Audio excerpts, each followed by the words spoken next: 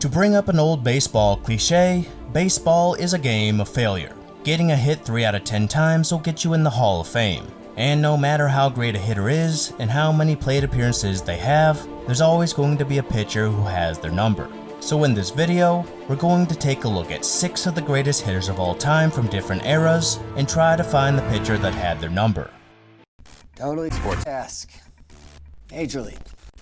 For this video, I have to thank Sports Reference for the unique tools they give out. Not only can you find how every hitter did against every pitcher they faced, you can also find any stat you can think of throughout the history of the 4 major American sports. You can compare teams and players in any way you possibly can imagine, and even see how hitters would fare in neutralized settings such as 1999 Coors Field. Want to know the advanced stats of Larry Bird? They got you. Want to know how Randy Johnson did in the year he killed a bird? They got you. And guess what? You can get $10 off your annual membership by using the code ESK10. Links will be available in the description and pinned comment.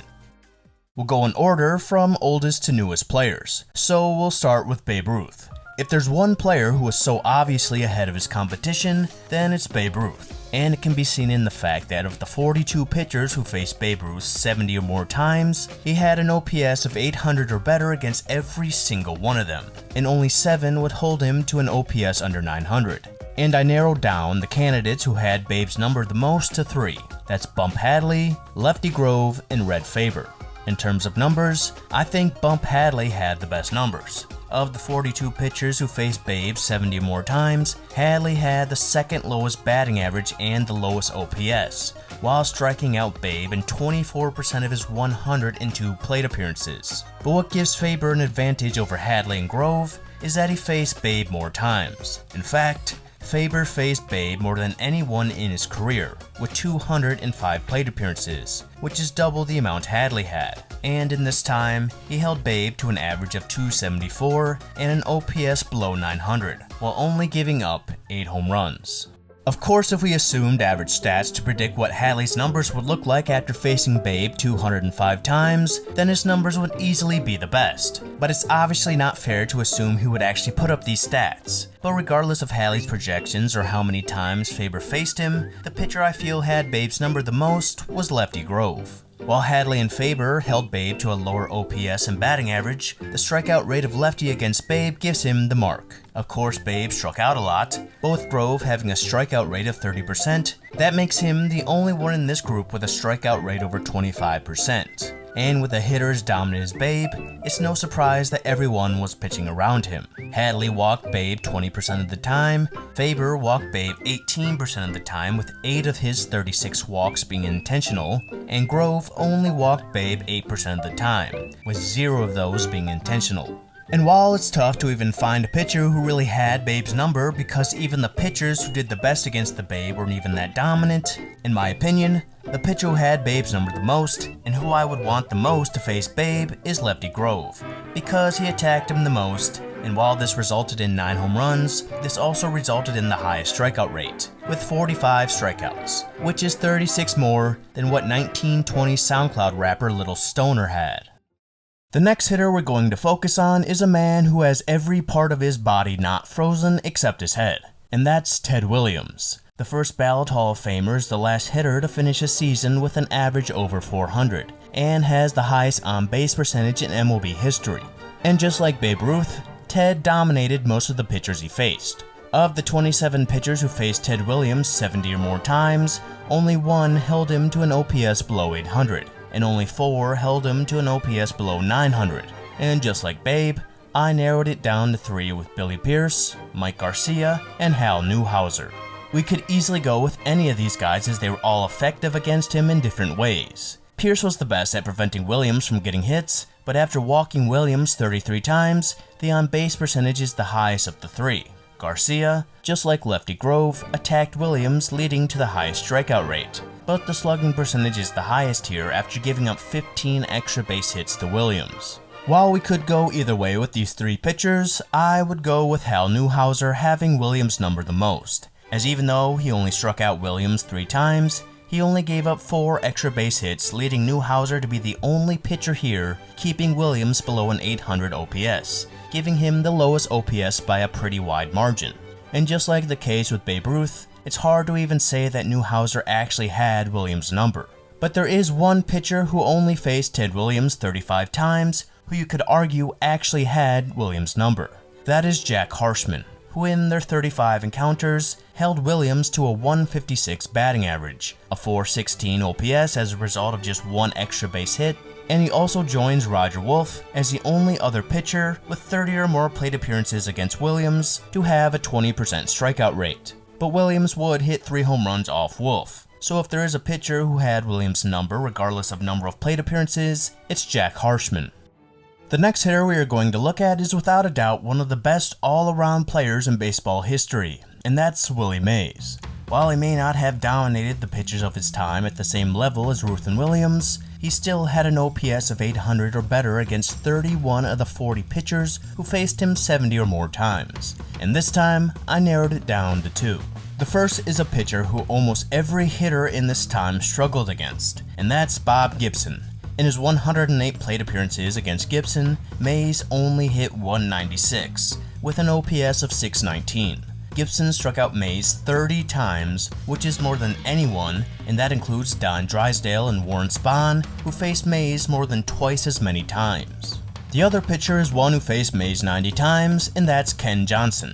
He is most known for being the only pitcher to throw a complete game no-hitter and lose, but in his career, he held Mays to a 160 average and a 233 on-base percentage, and an OPS of 579, all 3 being the lowest of the 40 pitchers. He had half as many strikeouts as Gibson, but also half as many walks. And while there's no telling how Johnson would have done once his plate appearances matched Gibson's, I have to give the nod to Ken Johnson as the one having Willie Mays numbered the most in terms of getting him out and limiting him.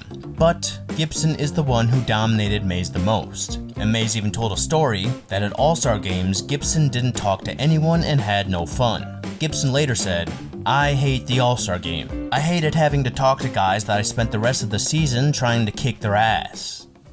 The next hitter we are going to look at is another one of the greatest all-around players of all time, and that's Ken Griffey Jr. Just looking at the list of pitchers who faced Griffey and how many times they faced him, we can see the changing of the guard in terms of pitcher use. So with the fact that only 5 pitchers faced Griffey 70 or more times, we'll look at the 24 pitchers who faced Griffey 45 or more times. And once again, I narrowed it down to 2. The first is Hall of Famer Mike MUSSINA. In the 53 times he faced Griffey, he held him to an OPS of 568, and the lowest batting average of 160, and the lowest on-base percentage of 208. He had a strikeout rate of 25%, which is right behind Charles Nagy in this group. But while MUSSINA did a great job against arguably the best player of the 90s, I have to give the nod here to Chuck Finley. He faced Griffey 25 more times and kept him to the lowest OPS in this group, the lowest slugging percentage, and struck Griffey out the most times. And that includes Roger Clemens, who faced Griffey 24 more times. The volume and the fact that MUSSINA gave up the same amount of extra base hits gives Chuck Finley the nod of having Ken Griffey Jr.'s number the most. But just like Jack HARSHMAN with Ted Williams, there is a pitcher who doesn't meet the qualifications who really deserves the nod of having Griffey's number. That's Eddie Guardado. He faced Griffey 23 times and struck him out 11 times, which by far gives him the best strikeout rate. He held Griffey to a .095 batting average and a .412 OPS, which is inflated by one of Griffey's 3 hits against him being a home run.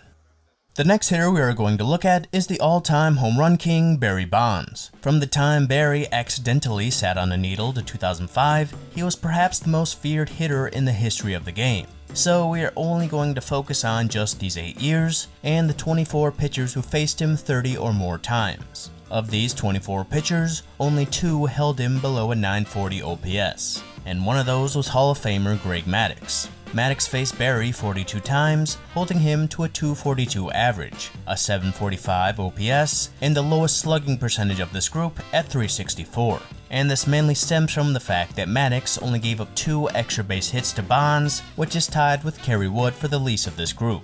And the other pitcher who held Barry to an OPS below 940 was John Thomson. He faced Bonds 31 times and was the only one to keep Bonds below a 230 average and the only one to keep him below a 380 on-base percentage. And in both cases, Thomson kept him well below these lines. Neither of these two really dominated Bonds, as they only combined to strike him out 5 times in 73 combined at-bats. This group of pitchers is similar to the ones that Babe Ruth dominated, but in this case, Barry didn't strike out near as much. Only Curt Schilling struck him out more than 5 times in this group, and he also faced Barry more than anyone. But in this case, I have to give the nod to John Thompson, as the one who had prime Barry Bonds' number the most, just because he was the most effective.